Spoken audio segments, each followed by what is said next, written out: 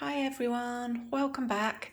I wanted to share another low to moderate oxalate recipe with you. This one can be low oxalate, but you just need to modify it slightly. This one today I'm doing is low to moderate, and I will explain that as I go through. It's basically pancakes, fruit and yogurt, and anyone out there I'm sure has probably had pancakes before and really enjoys them. This is really nice for breakfast, and I often have this 2 or 3 times a week because it's very filling and it's just very tasty. So yeah, I hope you enjoy this. It's also a gluten-free recipe, and so it's vegetarian, it's not vegan, but I'm sure you can get an alternative substitute if you wanted to do a vegan version. So the ingredients we're going to use today are, we're going to use the coconut oil for the frying when we're making the pancakes. We're going to need a tablespoon of that. We're going to use some fresh fruit, and the low oxalate fruit that I'm using are grapes, blueberries. Again, you'd want to measure these if you're on a proper low oxalate diet, so just be mindful of that. I'm not fully low at the moment, so that's why I'm calling it low to moderate. So just bear that in mind if you're doing this recipe, just measure those ingredients. But grapes and blueberries do come under low oxalate. Cherries also come under low oxalate foods, and again, just weigh them if you want to make this dish fully low oxalate.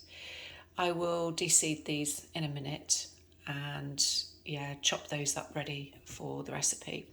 So the other fresh fruit we want is a ripened banana. Now this one's not as ripe as it could be, but the more ripe you have the banana, so as it starts to bruise and go brown and black, that's going to be what we call extremely ripe, and that will be lower in oxalate, because the banana actually comes under moderate oxalate. Depending on the brand, there is one brand out there which is quite hard to get hold of in the UK. But if you've got a very ripened banana, then it's going to be lower in oxalate, so just to bear that in mind. I'm going to use goat's yoghurt. Now this one's particularly high in calcium, which is brilliant because calcium binds to oxalate. And remember, I've mentioned in my previous video about oxalates that if you can have calcium with each meal, that will really help to hold on to the oxalates in the body, and using maybe magnesium citrate or even potassium citrate to help push it through the body. The other thing we're going to use is the baking powder. We're going to use about half a teaspoon. And this one's a gluten-free one because, again, I'm doing gluten-free recipes here for anybody that's interested. We're going to use white rice flour, but gluten-free. Now, the reason we're going for white rice flour is because this is particularly low in oxalates. A lot of the flours out there, you can just, forget, because they're definitely in the higher spectrum of the oxalates, and you need to be cautious if you're wanting to do a lower oxalate diet. This particular white rice flour is low in oxalates, and this one is gluten-free. We're also going to use 2 beaten eggs, which I've already beaten there. And that's all the ingredients. The yogurt, basically, you can use as much as you like. It's very, very low in oxalate. If you want to have a bigger portion of that, you don't need to weigh the yogurt so much. It's more just the fruit in this particular recipe, because obviously certain fruits can contain more oxalate.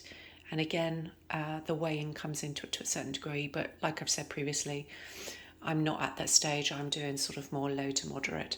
So this recipe today is low to moderate, and yes, you can tweak it to low oxalate if you wish. Okay, I'm just going to pause this while we prepare for the next stage. So what we've got in front of us, we've got the white rice flour, we've got the baking powder, the banana and the eggs. So we're going to combine these ingredients first.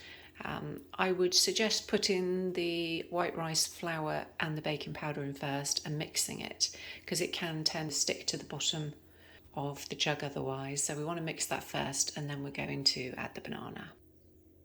Okay, so I've just added 3 generous dessert spoonfuls of the white rice flour, and I've popped that in with the beaten eggs. I'm just going to add half a teaspoon of the baking powder. Okay, so that's all added in.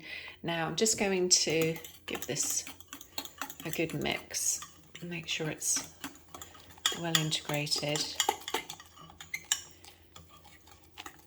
Just to remind everybody that you can find the ingredients and the method in the description box below. That's also just in case I forget to mention anything, it will all be in the description box below.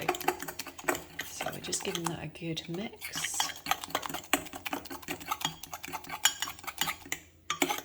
And what you're after is a nice, thicker sort of almost batter consistency. There we go. Okay, now with the banana, what I tend to do is I just break it off in small chunks, and I don't actually mix the banana to the degree that it's all squashed and merged in with the eggs. I leave chunks in there because it actually gives you a burst of flavour in the pancakes, which is really nice. So I'm just going to pop those in now. There we go. Here's just a close-up to show you. I've just broken them into chunks. It's easier to use your hand to do this. There we go. I'm just going to gently mix them in with the batter. And then that's our finished pancake consistency. Okay. Now with the fruit, the grapes, the blueberries and the cherries, just obviously pre-wash these. The grapes and the blueberries have been pre-washed, and so have the cherries, but we're going to just take the stones out of these now and just chop them up ready, so that when we've cooked the pancakes, they're ready to go. Okay, so I've chopped those up. You can just do it however you like. There we go, those are all ready now for when we've done the pancakes. Now we're going to cook the pancakes, obviously with the oil. So we're going to use about a tablespoon of the oil. So I'll just prep that now. Start melting the coconut oil, and once it starts to melt, we're going to add the batter. Now I'm going to pop this into 3 small pancakes, which I will show you shortly. There we go, just roughly 3 pancake shapes. You can add a little bit more flour if you want a slightly thicker consistency and to have them slightly sort of raised. That's absolutely fine. We're just going to cook these on a just above moderate heat and just let them do just gradually.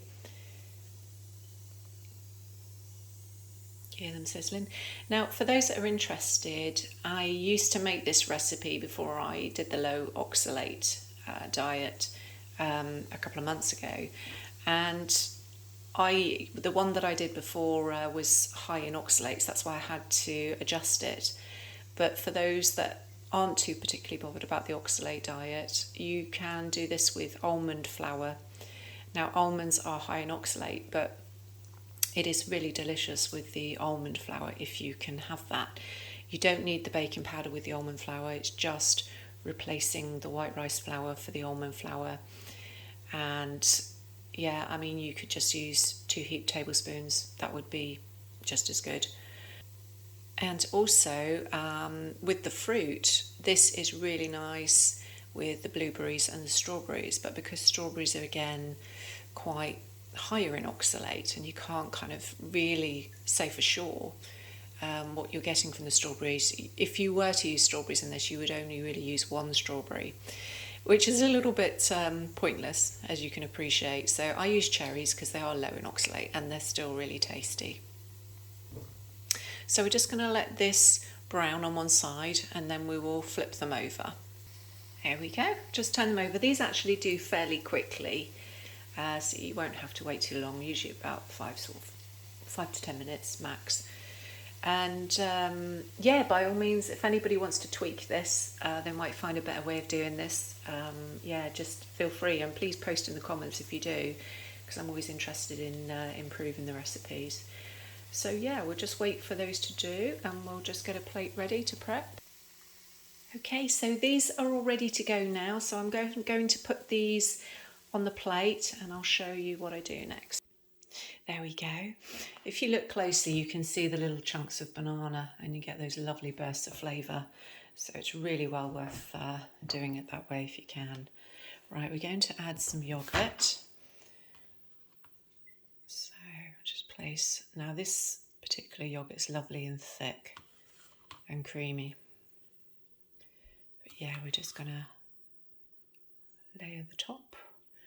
I'd say you want enough yoghurt on here really, because otherwise it will be too dry with the pancakes. So a nice generous helping on top.